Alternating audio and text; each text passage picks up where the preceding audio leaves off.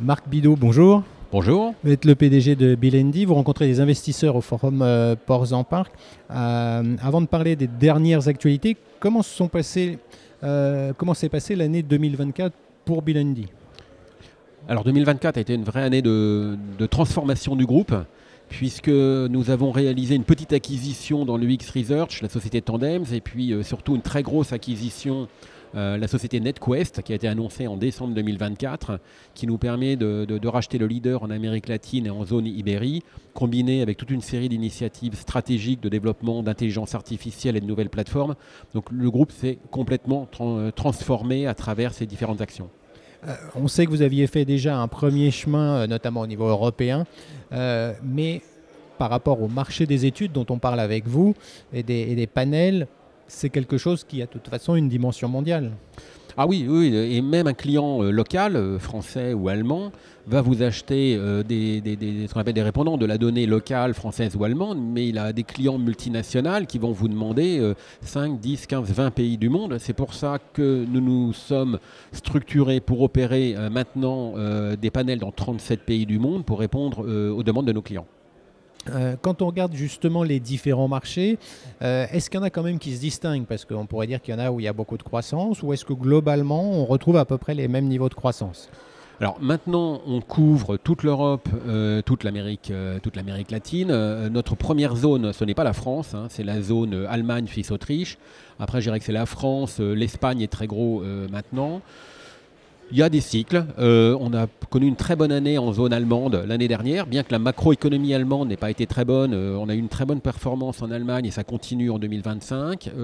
La France est un petit peu moins dynamique, mais c'était l'inverse l'année dernière. Donc voilà, globalement, avec des petits ajustements, l'ensemble des zones est en croissance. Alors, il y a eu bien sûr au niveau géopolitique pas mal de sujets. Certaines entreprises disent, avec cette incertitude des clients dans tel ou tel secteur, peut-être ralentissent leurs opérations. Est-ce que vous, sur cette partie-là, il peut y avoir des clients qui reportent des projets?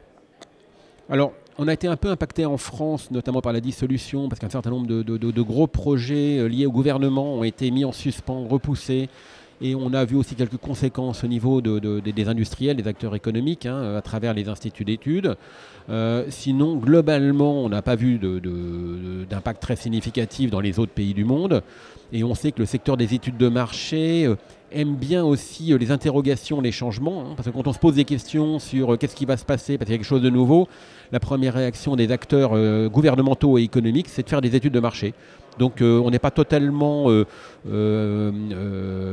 protégé contre les aléas, mais quand même. Un mot de la partie évolution des solutions de Bilendi, ce que vous appelez Bilendi Platform, hein, cette plateforme. Comment évolue-t-elle justement pour les clients? Alors la Bilendi Platform, c'est quelque chose que nous avons lancé en février 2025 qui permet à nos clients d'avoir accès à l'ensemble de nos solutions techniques et d'opérer eux-mêmes en self-service. Donc ils peuvent faire un devis, confirmer le devis et suivre toutes leurs études par eux-mêmes.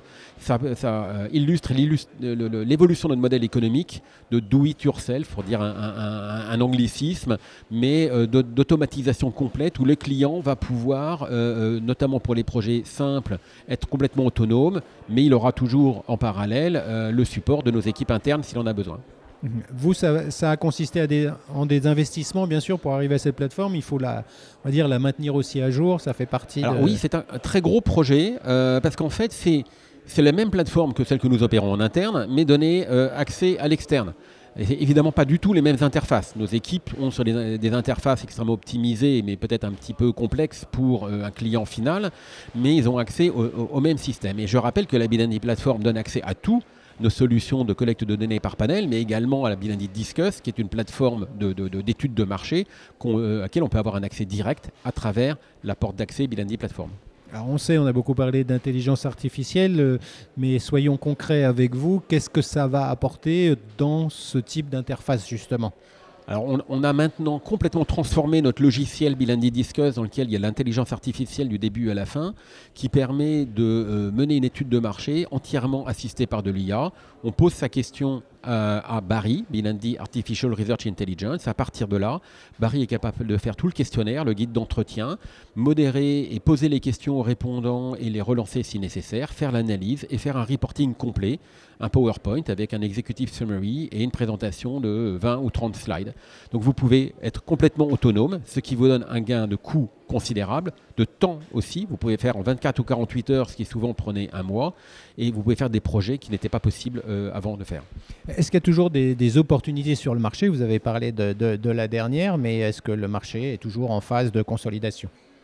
Oui, définitivement. On est un secteur où il y a à la fois des sociétés un peu plus matures à racheter et à la fois des startups innovantes en forte croissance qui peuvent compléter un portefeuille d'activités comme nous. Donc que ce soit des acteurs dans des régions où nous ne sommes pas ou dans des régions où nous sommes, mais également des boîtes plus de technologie, oui, il y a beaucoup d'opportunités dans le secteur, d'autant plus que maintenant nous avons un périmètre d'intervention qui est quasi mondial. On couvre toute l'Amérique latine, l'Amérique du Nord, l'Europe. Donc on a pas mal d'opportunités. Et la situation financière de Bill&D est bonne en ce début d'année 2025? Tout à fait. On a annoncé un exercice 2024 en très forte croissance en termes de rentabilité. Et voilà. Donc je pense que les actionnaires sont satisfaits à la fois de la croissance de l'activité et de la rentabilité du groupe.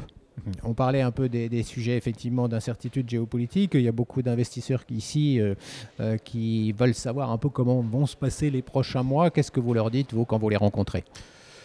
S'ils ne savent pas, le mieux c'est de prendre des études, de commander des études de marché pour essayer de mieux comprendre le futur. C'est notre rôle, c'est notre métier d'essayer d'anticiper, de fournir la donnée qui permet de prendre les décisions. Notre mission, c'est vraiment la collecte de données pour prendre les bonnes décisions, que vous soyez un gouvernement, que vous soyez une entreprise, que vous soyez un investisseur.